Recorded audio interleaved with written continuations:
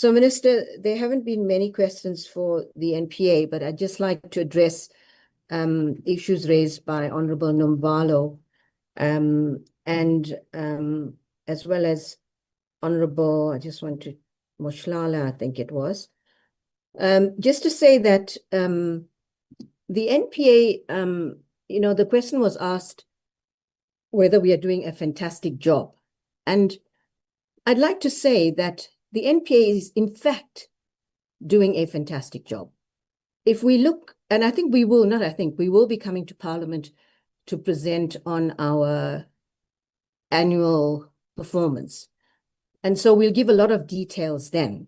But just at a very high level, to say that if you look at our performance for the past about 4 years has increased on all our indicators from about 50% to now standing between 75 and 80%. That is on general performance of the NPA.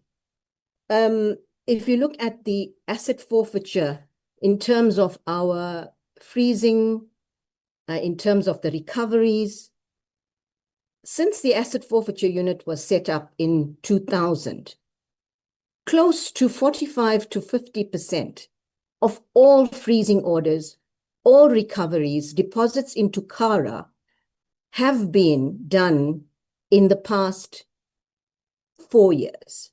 That is close between 45 and 48% of all recoveries done, freezing orders, over the entire 25 years of the asset forfeiture existence, the unit's existence.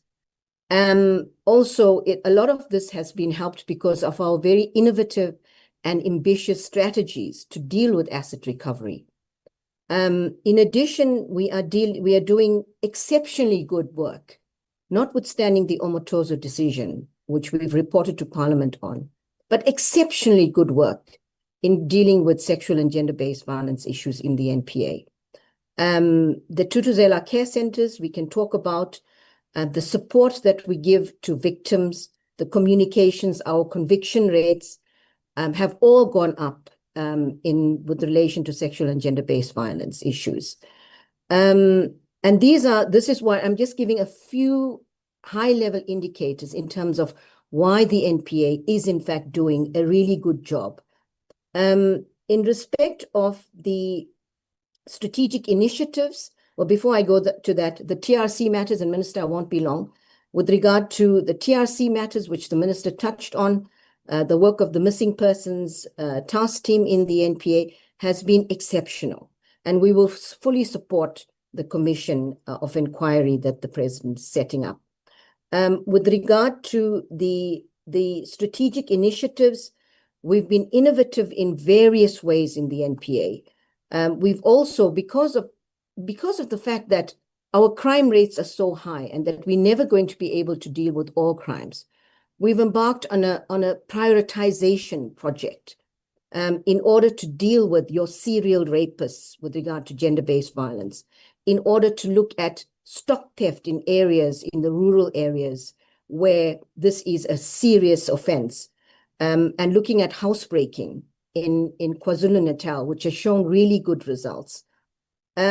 So, and I agree, and I concede, there have been about 10 to 12 cases that the NPA has come in for a lot of flack on, and all of those cases. But if one looks at the New Lane matter, which just last week was overturned by the Supreme Court of Appeal, that was the first state capture matter where the NPA, the national director, were seriously criticized.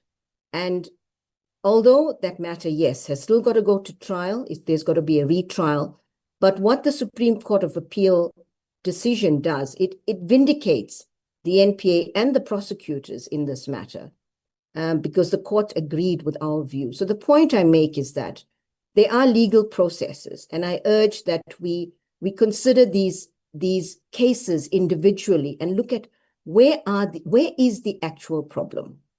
And once we understand the actual problem, then we can only make sure we put in place solutions that address the problem. And there are huge systemic problems in the criminal justice system. And so as the national director, I would welcome some kind of commission that looks into systemic issues about the high crime rates. What are we not doing right? What is the problems in the system? Because there are huge challenges within the NPA, within the police, within the court system that we need to address in order to get to the bottom of crime. Well, try to address the crime problem in our country. So I want to say that as the national director, I will not be stepping down because I believe that we are doing a really good job. And I will continue with my really good team to serve only the people of this country as we have been, and particularly the victims of crime. Point of And order. the one other matter, the May I one please? last, Order, Chairperson. NDPP, can you hold on? Honorable Sure. Mshala. No, thanks so much, Chairperson, for the opportunity. The NDPP is misleading the House. Is the NDPP who went to the media and said that the NDPP is infiltrated? So how can she dare come here today and tell us it's doing very well when she told us herself? No one forced her to speak there. She went to that platform. She told the whole country that the NDPP, the NPA is infiltrated. So she must not come here and mislead this House. Thank you so much. She's misleading us now. She's abusing us. Thank you. Honorable Mshala, that is a point of discussion, but I think let's attend to it. Remember, there are two pending sessions we have with NPA, which is on the extradition issues, which the NDPP made those remarks when she was responding to an extradition matter. The second, she has just said now that they are still coming before Parliament to report on annual performance. So sorry. So can you park it like that? It's a point of discussion. Proceed, NDPP. Chair, I'm about to wrap up. I was on the last point, but I do want to make the point, Chair, is that I will never mislead this House. My integrity is really important, and I will always be fair and honest. There are some things that we may not be able to speak about, but I will try to always be transparent and share whatever I can with the people of this country.